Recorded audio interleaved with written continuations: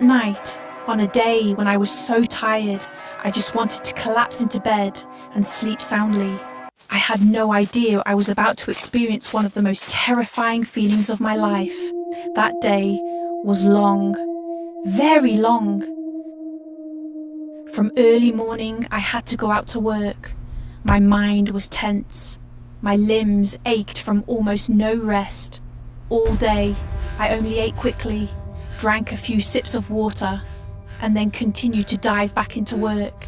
By evening, when I got home, I was so tired I didn't want to talk to anyone. I took a quick shower, turned off the lights, lay down on the bed, and thought I would fall asleep in just a few minutes. But strangely, despite my physical exhaustion, my mind wasn't entirely at peace. Perhaps it was due to overwork, or maybe it was because of the immense pressure I'd faced during the day. But even as I lay down, I still felt an indescribable heaviness in my heart. The room was pitch black, with only a faint light filtering in from the window. The atmosphere that night was strange, so quiet that I could clearly hear the fan whirring and my own heartbeat. I lay on my side for a while, then turned onto my back to breathe easier. It was at that moment that everything began. I don't know. When I fell asleep, I only remember that in my drowsy state, I suddenly felt something was wrong. I felt like I was awake, or at least my mind thought I was. I could feel the room, feel myself lying on my familiar bed, feel the darkness around me. But the terrifying thing was that I couldn't move. It felt like someone was pressing my whole body down onto the mattress. My arms were stiff, my legs felt heavy, and my throat was constricted. I tried to wiggle my fingers, tried to turn over, but it was completely useless. That feeling was more terrifying than any ordinary nightmare, because it felt so real that I knew I was in my own room, yet completely helpless. Then I started to have trouble breathing. It felt like an invisible weight was pressing down on my chest. It wasn't a sharp pain, but a dull, terrifying pressure that prevented me from even taking a deep breath. My heart raced.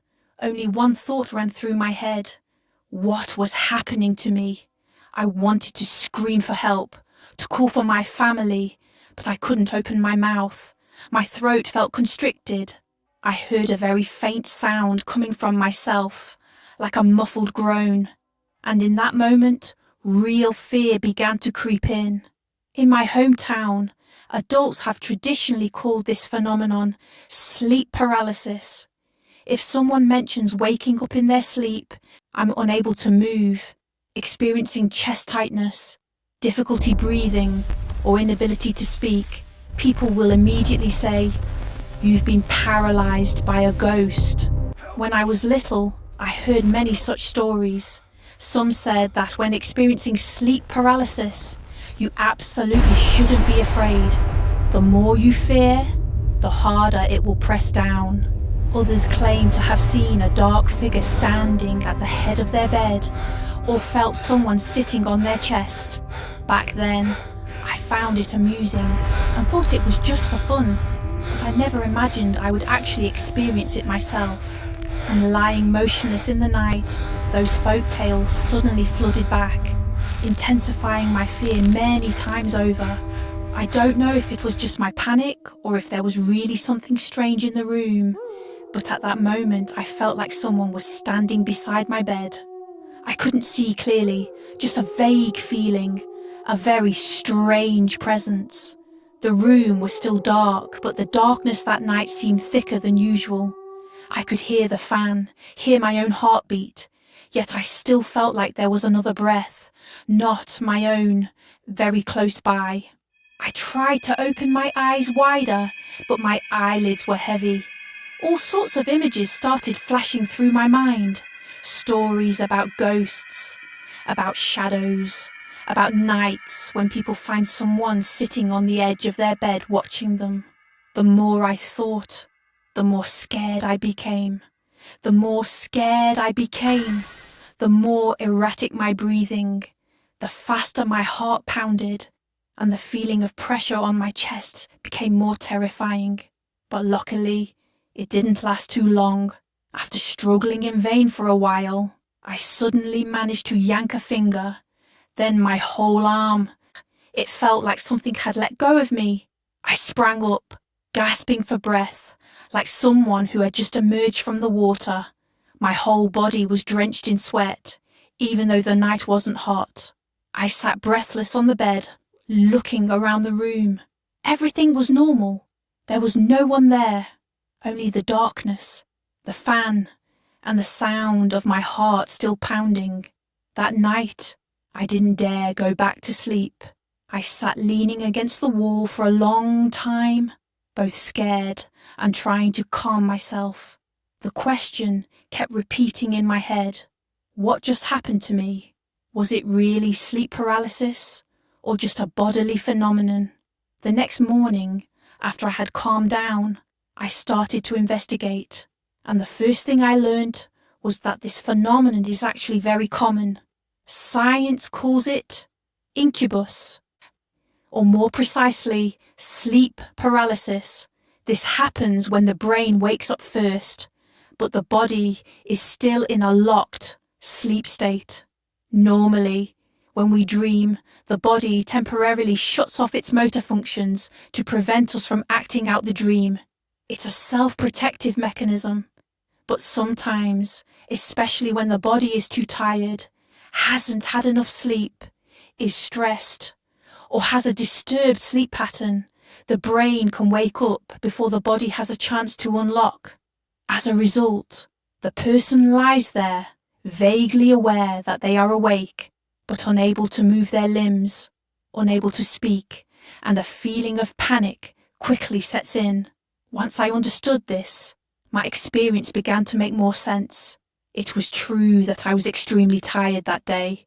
A hard day's work can weaken the body and strain the nervous system, preventing deep and restful sleep. Many people think that being tired leads to better sleep, but in reality, excessive fatigue can disrupt sleep. The body may be asleep, but the brain isn't truly relaxed. Just a slight startle, a vivid dream, or a change in sleeping position can trigger sleep paralysis. Another very common cause that many people have encountered but overlooked is sleeping position, especially when lying on your back. Some people unconsciously place their hands on their chests while sleeping, while others use incorrect pillow positions that compress the neck and chest, causing shortness of breath. Sometimes a heavy blanket, difficulty breathing, or a rapid heartbeat due to fatigue can lead the brain to mistakenly believe the body is in danger. As a result, the sleeper easily falls into a semi-conscious state, creating the sensation of something pressing down on their chest. Folklore lacks a scientific explanation, so it's generally referred to as ghostly pressure. In reality, this feeling of pressure on the heart, chest heaviness, and suffocation is precisely why people have believed in spiritual explanations for generations. Not only that, during sleep paralysis, many people see or hear very strange things. Some hear footsteps, whispers, or voices calling their name.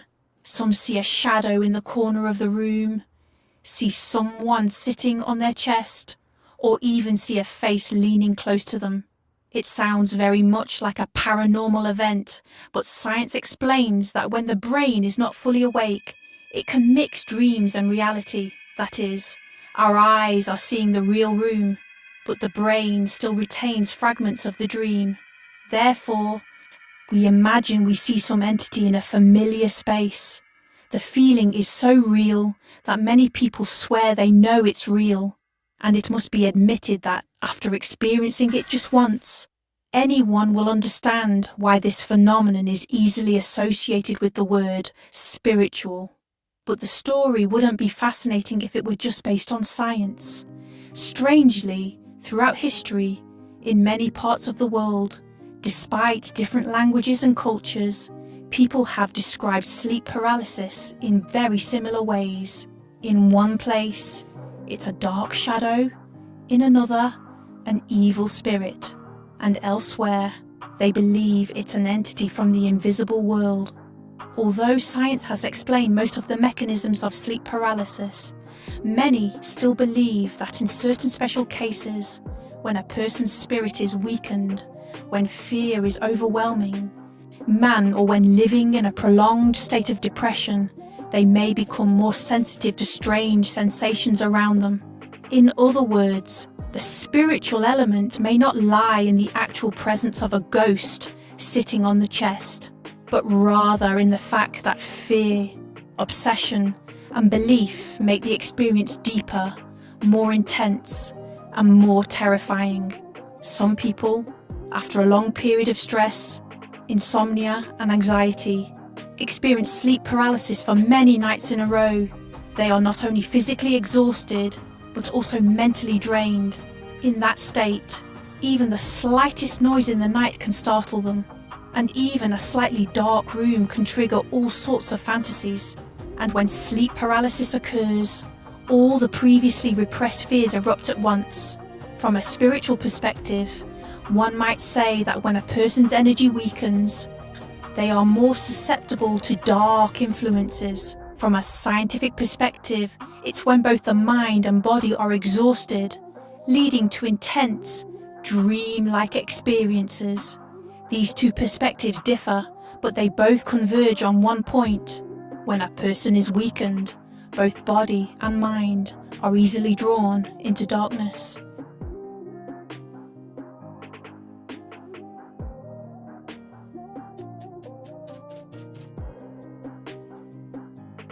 Since that experience, I've started paying more attention to my own body. I realise that the nights I'm most prone to sleep paralysis are usually the nights I'm too tired, go to bed late, or I'm under a lot of stress. Sometimes it's just thinking too much all day, my mind not getting any rest, and even when I lie down at night, my thoughts are still racing. Sometimes it's because I'm sleeping in the wrong position, my hand on my chest, my neck and pillow not right, causing shallower breathing than usual.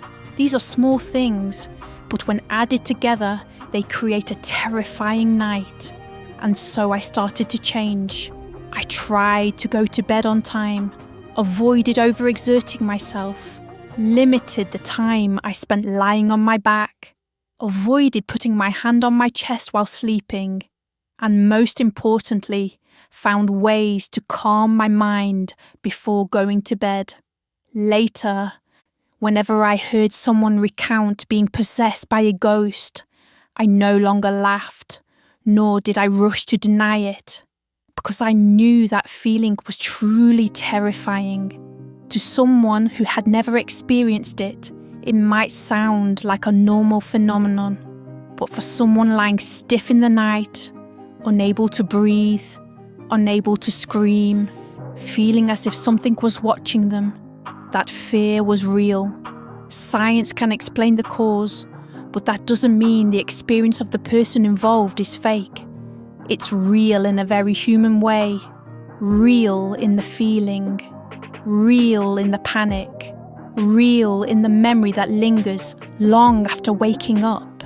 And perhaps that's why sleep paralysis is one of the rare phenomena that lies on a very thin line between science and spirituality. Science tells us it's a temporary malfunction between the brain and body during sleep. Folklore sees it as a sign of the invisible world. As for me, after that night, I think sometimes the scariest thing isn't necessarily ghosts or demons, but when your body is so tired that it no longer obeys you, and your mind, in a moment of weakness, transforms the darkness into a tangible fear. If someone were to ask me now, is sleep paralysis a ghost, or is your brain malfunctioning? I would probably answer that, for the most part, it's your body and brain sending signals because you're too tired, too stressed, or sleeping incorrectly. But I also understand why it's been called ghost sleep paralysis for generations, because once you've experienced it, you'll realise there are fears that, even without seeing them, are enough to send chills down your spine. And sometimes it's precisely the inexplicable nature of it that makes people want to attach a spiritual dimension to it. So if you've ever experienced sleep paralysis, don't panic and think something terrible has happened. Look back and see if you've been too tired lately, overworked, staying up late, sleeping in the wrong position, pressing your hand against your chest, or experiencing a lot of mental stress. Often, what's pressing down on you isn't a ghost at all, but the exhaustion of your body and mind after long days without proper rest. But whether from a scientific or spiritual perspective, one thing is certain: that night left a lasting impression on me. It made me understand that sleep isn't just about closing your eyes and being done with it. It's a time when the body and mind need healing, when we ignore fatigue, stress, and the signals our bodies are sending. At some point, in the darkness of the night, it will force us to listen in the most terrifying way.